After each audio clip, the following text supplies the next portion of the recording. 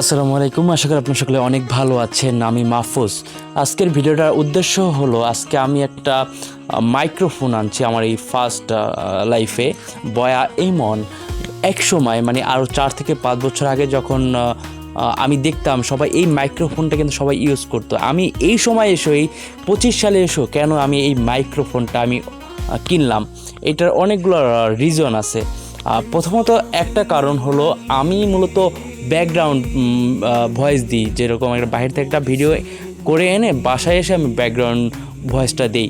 আমি যদি সেম এই প্রাইসে আমি একটা ওয়্যারলেস মাইক্রোফোন কিনি, ওইটার কোয়ালিটি কখনোই এইটার মতো হবে না, এটা আমার বিশ্বাস ছিল।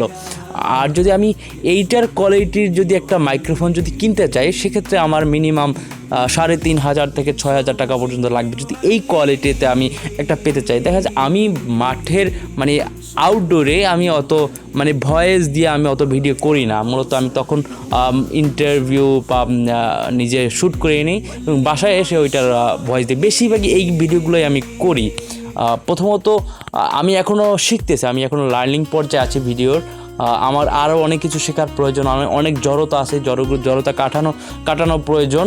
আর সেগুলোর জন্য আমি একটা এই অল্প দামে আমার এটা আনতে প্রায় 1250 টাকার মতো প্রয়োজন হয়েছে। আর এইটার ভয়েস কোয়ালিটি কেমন একটু জানাবেন কাইন্ডলি। আমি এই জন্য মূলত ভিডিওটা করা, আসলে এইটার কোয়ালিটিটা কেমন আসতেছে, মানে আমার ভয়েসটা কেমন আসছে, আসলে এটা র ভয়েস যেতে আসে কিনা, এইটা একটু কাইন্ডলি একটু কমেন্ট করে জানাবেন। ভালো থাকবেন।